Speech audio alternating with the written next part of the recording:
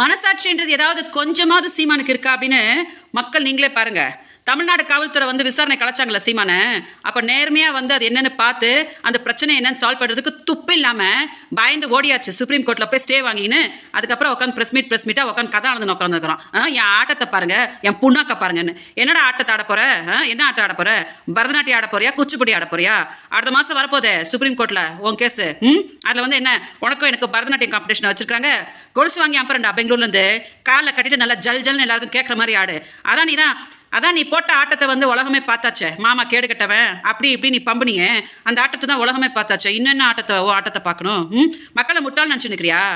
என்னைக்கு நீ வந்து என்னைய பாலியல் தொழிலாளின்னு சொன்னியோ அன்னைக்கே உன்னோட அரசியல் வாழ்க்கை முடிஞ்சிச்சு சீமான்.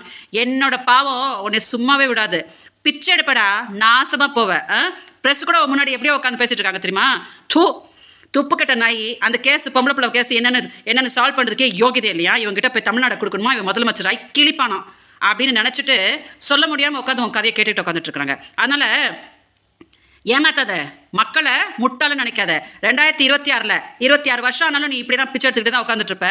அதனால எலெக்ஷன் வரும் இல்லையா?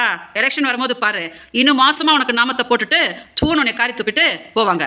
தயவு செஞ்சு இதை கொஞ்சம் டெலிகாஸ்ட் பண்ணுங்க, சீமான் கொஞ்சம் பார்க்கட்டும்.